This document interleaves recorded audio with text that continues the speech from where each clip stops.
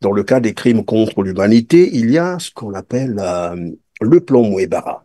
Tout le monde en parle, mais après on se pose la question de savoir d'où vient ce document, qui l'a fait fuiter et de quoi parle ce document concrètement.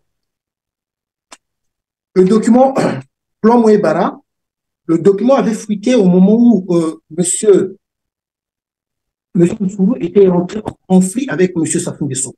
C'est un document qui avait été distribué aux membres CEMAC, donc orientation donc, générale, donc aux membres CEMAC, hein, comité d'action spéciale, et M. Nsuru faisait partie du comité d'action spéciale. Donc, le document avait fuité en ce temps-là, quand il était en conflit avec M. Sassou Nguesso.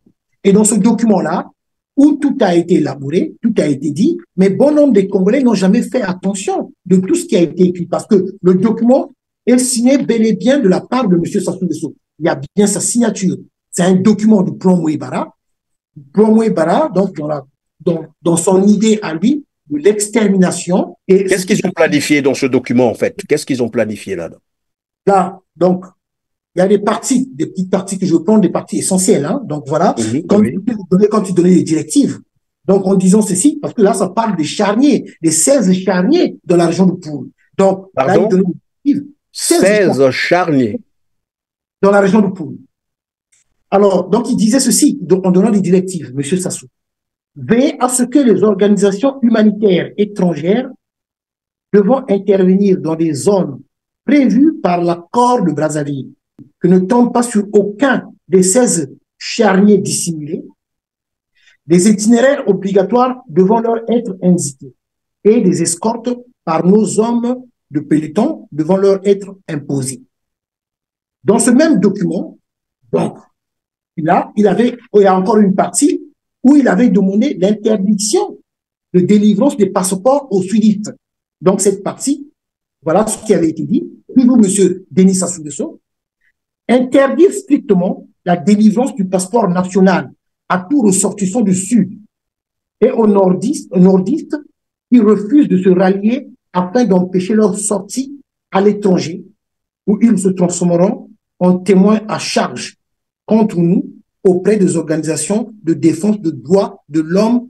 Et alors donc, vous êtes en train de dire que ce document a fuité grâce au colonel Nsuru au moment où ils ont eu des petits soucis avec, disons des grands soucis, puisque finalement il en est mort avec le despote Denis Sassou Nguesso.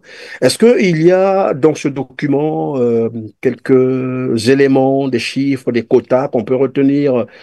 Qu'est-ce qu'ils ont voulu faire? Je ne sais pas s'ils ont déjà fait, parce que finalement quelqu'un me disait ce qui s'est passé dans le département du Poul est contenu dans ce document. C'est quoi concrètement ce qu'ils visaient faire ou ce qu'ils planifiaient?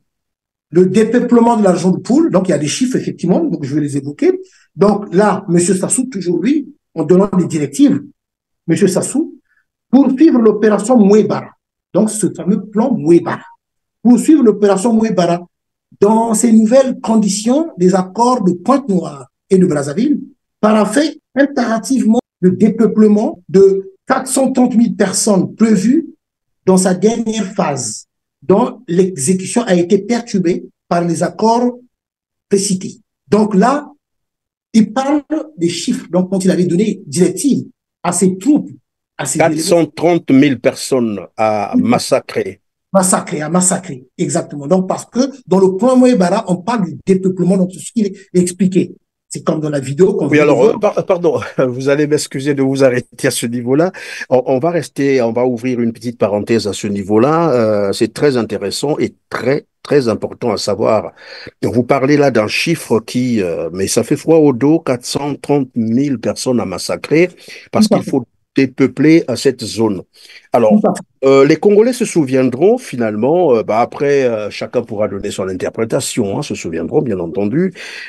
C'était, je crois, en 2021, la mairie de Brazzaville nous a parlé de 575 corps dans les morgues de Brazzaville. Or, lorsqu'on voit un peu la capacité de ces morgues, prenons Makelekele, CHU, je crois Talangai aussi, déjà, rien, c'est 3 morgues ne peuvent pas contenir plus de 570 corps. C'est impossible. Mais on nous dit que ces corps ont été abandonnés dans ces morgues-là. On les a cités les 3. Ça veut dire, alors on se posera donc la question de savoir où est-ce qu'ils avaient mis ça, où est-ce qu'ils étaient en train de garder ces corps. Mais mieux, c'est que on nous dit que ces corps ont été abandonnés dans la période de 2 mois. Donc en 2 mois, Brazzaville, les morgues de Brazzaville ont reçu un surplus de 570 corps abandonnés, disent-ils, par des parents. Je sais que dans notre culture, on n'abandonne pas les morts. Est-ce qu'on peut penser que finalement, c'est dans le cadre de cette opération qu'ils ont dû, je mets ça entre guillemets, hein, je pose la question, c'est une hypothèse. Est-ce que ce n'est pas dans ce cadre qu'ils ont dû massacrer des jeunes comme ça, et puis bon, voilà, maintenant on vient vous dire, on a abandonné les corps dans les morgues de Brazzaville, mais depuis quand les Congolais abandonnent-ils les corps? Des corps. Nous sommes des Bantous et cela ne fait pas partie de notre culture. Donc, effectivement, les 570 corps qu'on avait enterrés à la hâte, à Maïtoukou, ce sont 570 corps où... Dans des fosses communes. Des fosses communes, exactement. Et comme je venais de le dire, nous sommes des Bantous. Donc, dans ces 570 corps, il n'y a aucune famille qui s'était manifestée pour demander à pouvoir enterrer leurs parents. Donc, faux, archi faux. Parce que c'est pour expliquer tout simplement qu'en République du Congo, il y a ces crimes où personne ne sont même, la population ne sont même pas au courant de ce qui se passe. Et il faut quand même aussi chercher à savoir, est-ce qu'on n'avait pas enlevé les organes dans ces corps-là?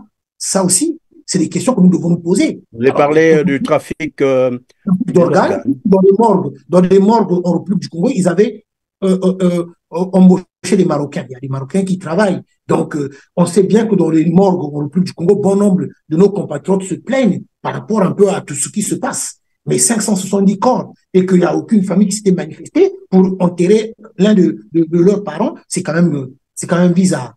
C'est vraiment bizarre. C'est vraiment bizarre parce que finalement, ça ne s'arrête pas là.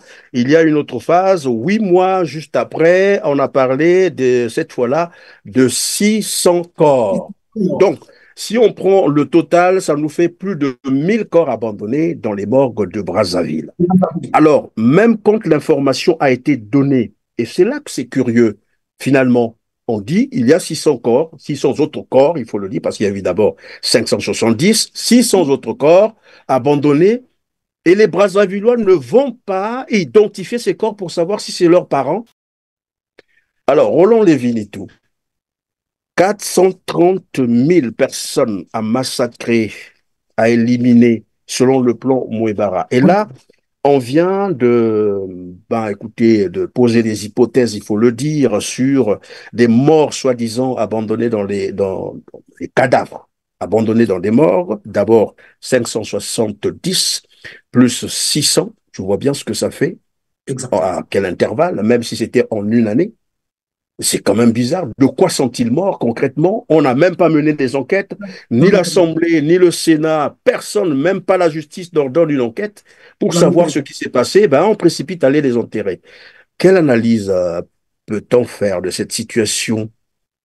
Ben, pour moi, tout simplement, ce que j'avais compris, c'est que ça rentre toujours dans tous ces crimes-là, de tout ce qu'on venait d'évoquer là, ça rentre dans le cadre du plan Mouebara. Donc, pour moi, c'est tout simplement, il y a beaucoup de choses. Il y a ce fameux trafic d'organes. De l'autre côté, c'est ce que j'ai toujours eu aussi à dire. Est-ce que c'est une façon de M. Sassou Nguesso de pouvoir massacrer, diminuer la population congolaise pour nous remplacer par des étrangers dont il donne la nationalité congolaise? Ça aussi, il faut évoquer. Mais surtout, pourquoi? Et quand on regarde bien, c'est souvent les jeunes. Souvent les jeunes. Est-ce que, parce que pour eux, il faut éliminer bon nombre de ces jeunes, parce qu'ils ont peur de la jeunesse congolaise, qu'un jour que les gens se lèvent et que les gens se manifestent?